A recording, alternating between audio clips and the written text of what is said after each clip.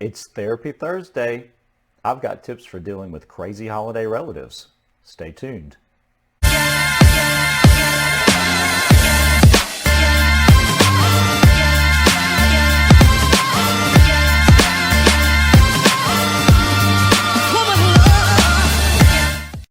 I think we all have that crazy relative we really don't like seeing during the holidays.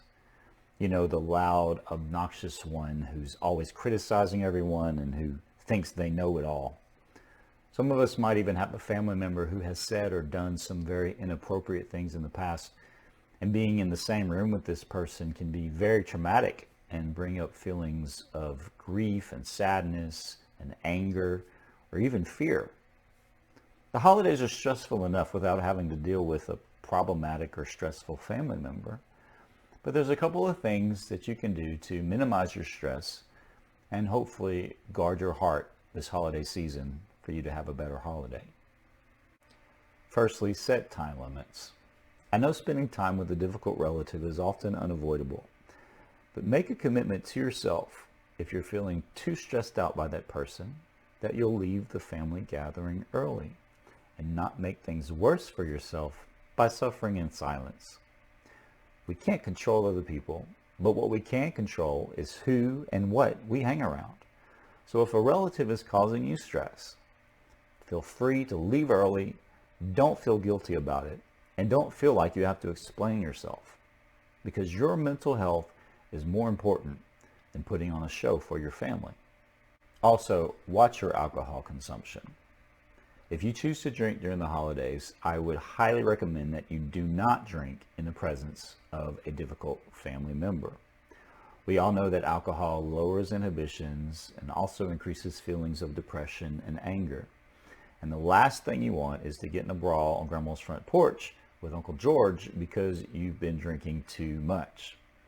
And if the other family member starts drinking and becomes belligerent, by all means, politely excuse yourself and save the holiday headache and the hangover.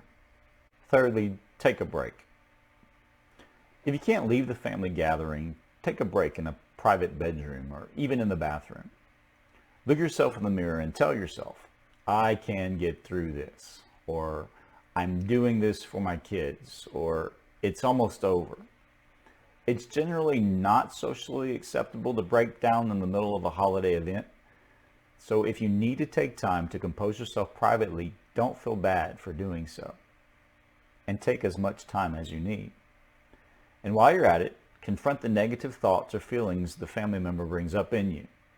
Challenge those thoughts by asking yourself, is this really true about me? Is this feeling justified? Most of the time, it's not.